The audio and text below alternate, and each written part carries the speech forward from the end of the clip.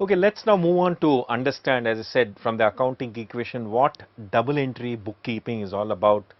We've seen very explicitly, I think it should be clear by now to all of you, that any business transaction has a two-sided effect. For example, when capital was brought in the example that we spoke about, what happens? The liability of the firm increases and the assets in the Ram's example, the cash assets are increased.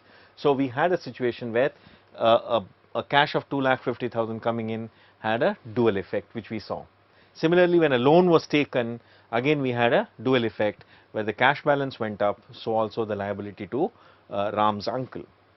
We also saw that whenever sales happened, while the sales revenue increased, so we had an increase in the sales, we also had a increase in the receivable or the debtor amount if the sale was not made for cash.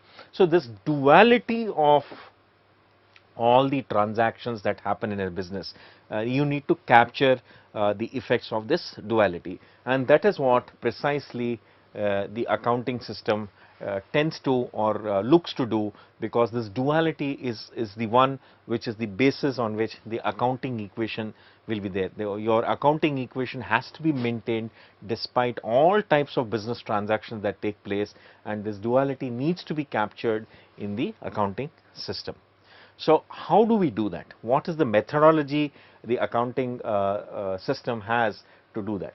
Now that is done with what are known as T accounts. Now, what is a T account? Nothing, very simple. We will get into how this account, you can have many accounts in a business. For example, when you do a sale, you can have a T account for sales. When you purchase machinery, you can have a T account for machinery. If you are paying rent, you can have a T account for rent, etc. So we'll get into that a little more detail, but basically what a T account means, you put some account here, and after that anything that you enter on the left side is called a debit. So let's not get confused with anything. Whatever is entered on the left side of the T account is debit, and whatever is entered on the right side of a T account is credit. So when a number is entered on the left side, we are supposed to be debiting that account. Suppose this is a machinery account and I write 1,00,000 of rupees here, that means I am debiting the machinery account. And similarly, suppose this is a capital account and I put 4,00,000 rupees as credit here, that means I am crediting the capital account. Now this is just to understand the initial basics of what a T account is. Now let's move forward on this and understand, when do I write on the left side, that is when do I write or debit a T account, or when do I write on the right side or credit a T account? What are the rules for that? Let's take a quick look at that. When you are dealing with asset accounts, plant, machinery, your van, motor vehicles, etc., those kind of assets, whenever there is an increase in asset, this includes of course the debtors or the receivables, whenever there is an increase in asset, you debit, that is you write on the right side is a plus, and whenever the asset decreases, you write on the left side of the account, that is a minus when it happens.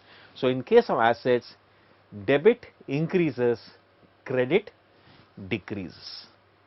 Okay, debit increases, credit decreases. Follow the same logic across here. Now expression, liabilities, credit when it increases.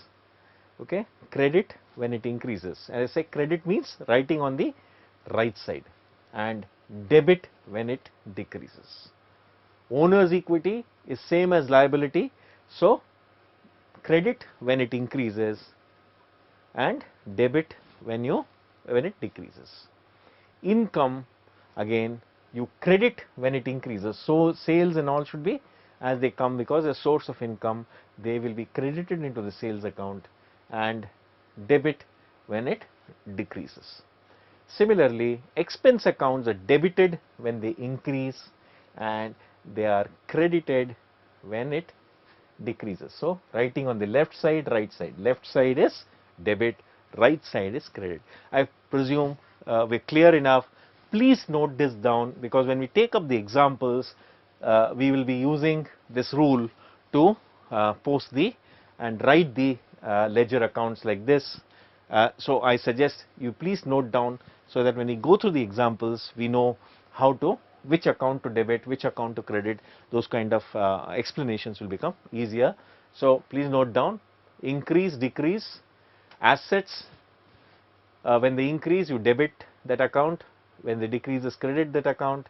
Liabilities: credit increases, debit decreases. Equity, same as liability, credit increases, debit decreases. Income, credit increases, debit decreases. Expense, increases are debited and decreases are credited.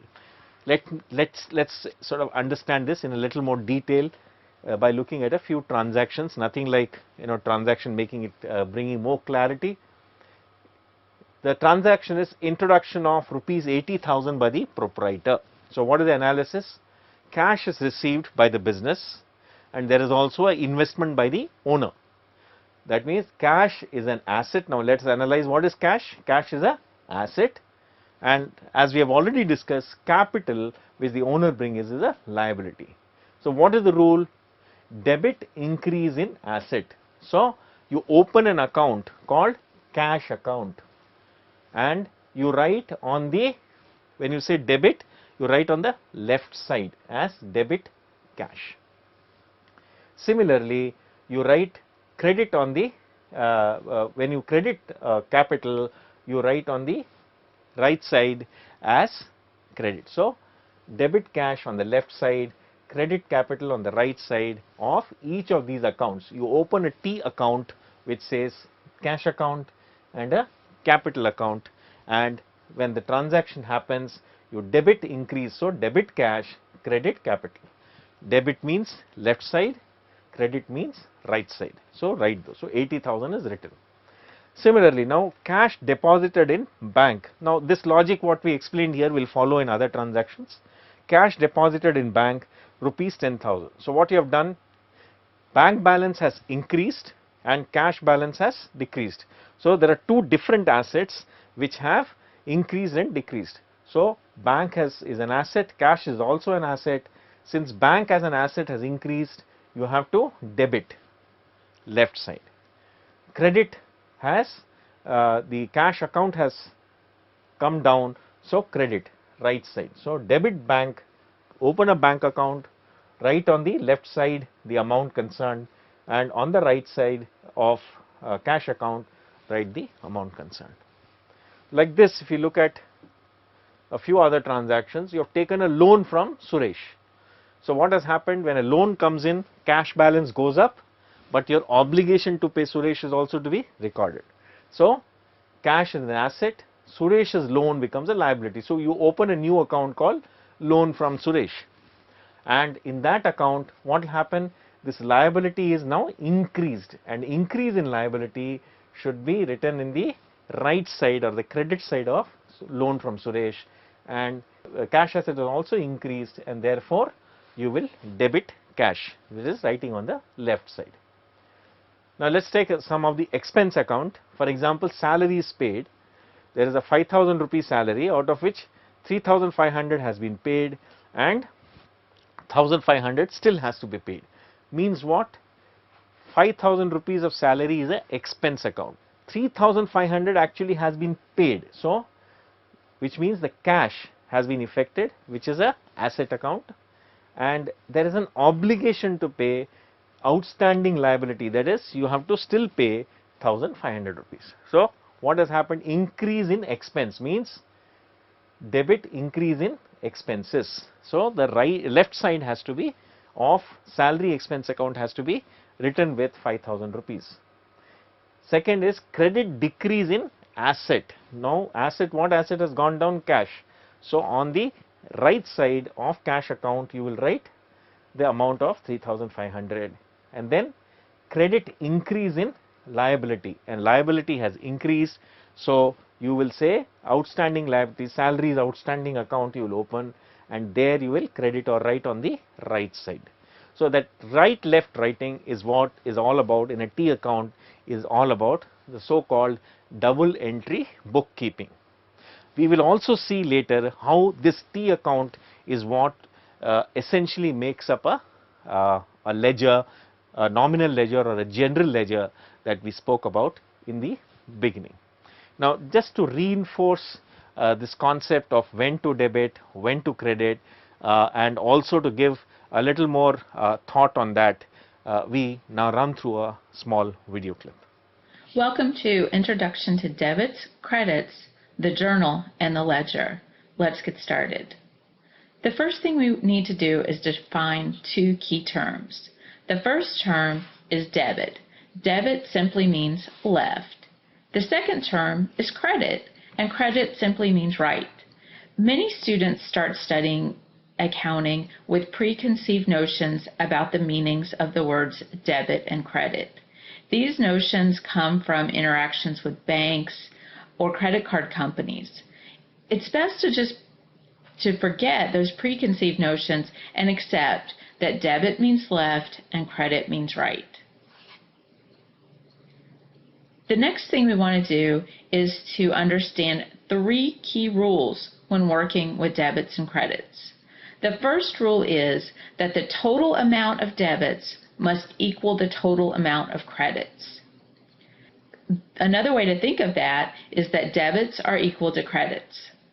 The second rule is that we need to understand the accounts that increase with debits. The accounts that increase with debits are dividend, expense, and asset accounts. Again, accounts that increase with debits are dividend, expense, and asset accounts. The third rule determines the accounts that increase with credits. The accounts that increase with credits are liabilities, equities, and revenue. Looking at it another way, if we take the first letter of each of the accounts that increase with debits, we have DEA, and then the accounts that increase with credits, we have LER. So we have an acronym to help us remember. Dividend, expense, and asset accounts increase with debits. Liability, equity, and revenue accounts increase with credits.